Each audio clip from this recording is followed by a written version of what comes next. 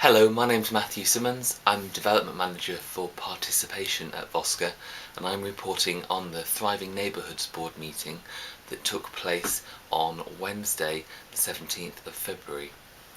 Simon Bale, who is the rep to the Thriving Neighbourhoods Board meeting, wasn't able to make that meeting, so I stood in his place. The main item for discussion on the agenda at the meeting was the start of the Neighbourhood Partnership meetings, the first ones that will have taken place since the council devolved budgets to a neighbourhood level and to the councillors who will be sitting in the Neighbourhood Partnership meetings and making a decision. About 5 meetings have taken place so far, and there was a discussion about how many people were attending the meetings, and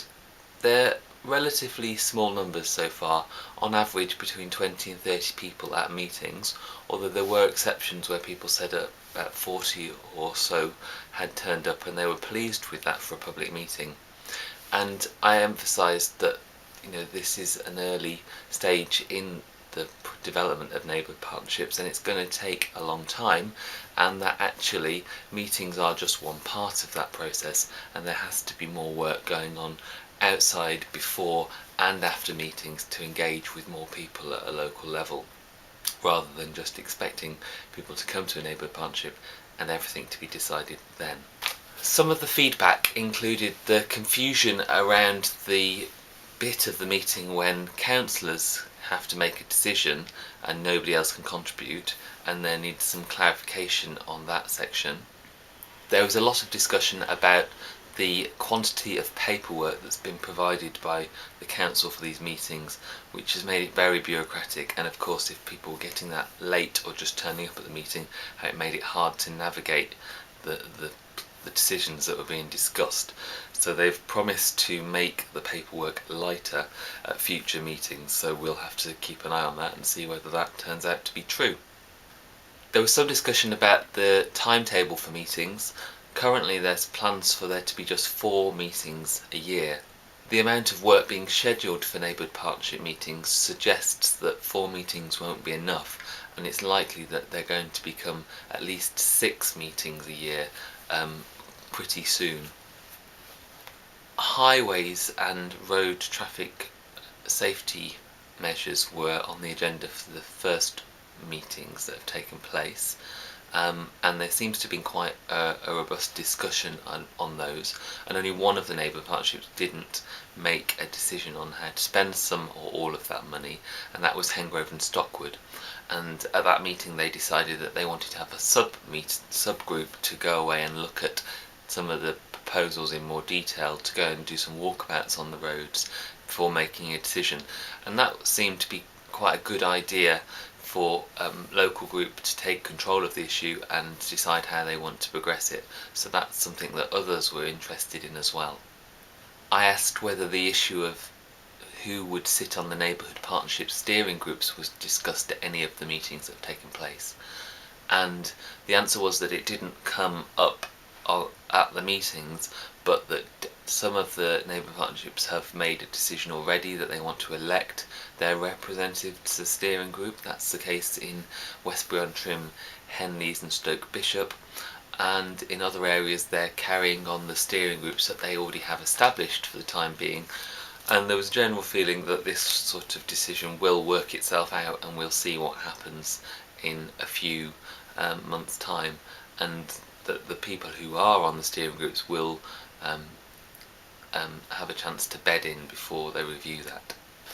One of the neighbourhood partnership meetings had a discussion about the pact meetings, where the local people were not very happy about the Partners and Communities Together meetings that are run by the police being merged in their neighbourhoods. In Avonmouth and Kings Weston Neighbourhood Partnership, they currently have 4 pact meetings covering 4 quite distinct neighbourhoods, and there was a concern that by bringing them together into just 2 pact meetings, 1 per ward, that it was to water down the focus on their neighbourhoods. And there was a kind of mixed view that practically 2 meetings are better, but that it's entirely up to the neighbourhood to decide. So if they decide they want 4 packed meetings and they want to move them around to have them in different bits of their neighbourhood more frequently, then they can do that. That's part of devolving power to neighbourhoods, and so they're going to go away and discuss that. In terms of what's likely to come up at the next round of neighbourhood partnership meetings, which will take place roughly in early summer around May-June time, the schedule was indicating that there was going to be waste and street scene discussions, as well as area green space plans and site-specific allocations for the local development framework that's being produced. Graham Sims has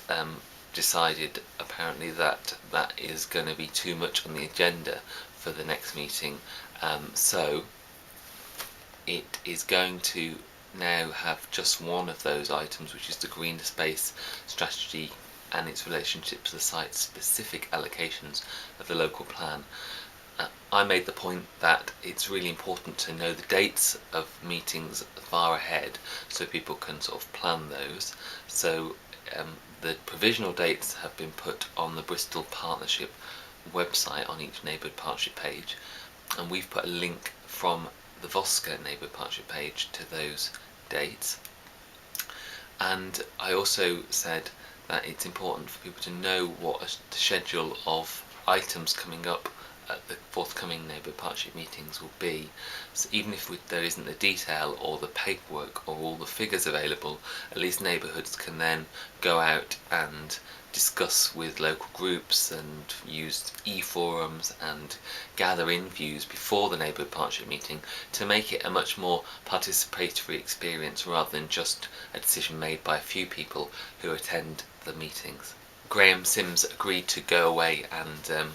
arrange for that to be prepared so that people will have some idea of what's coming up at future meetings. David Waters gave some feedback from Brislington, where they've had a partnership, the Brislington Community Partnership, for 10 years now, and he went through some of the processes they went through and some of the work that they've achieved.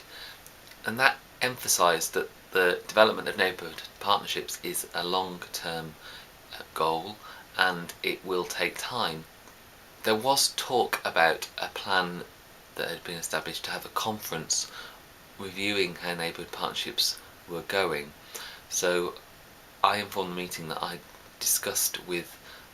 Graham Sims and his team about using the next Neighbourhood Partnership Residents Forum that Vosca coordinates, which is taking place on Saturday the 27th of March at Shirehampton Public Hall, and using that meeting to not have a conference but review how the Neighbourhood Partnership first round of meetings have gone, to get people to network and share ideas and see things, talk about what they want to see improved. So that is going to be the focus of that meeting. The details will be on the Vosca website, and I hope that we'll get a good representation from across the 14 Neighbourhood Partnership meetings at that meeting.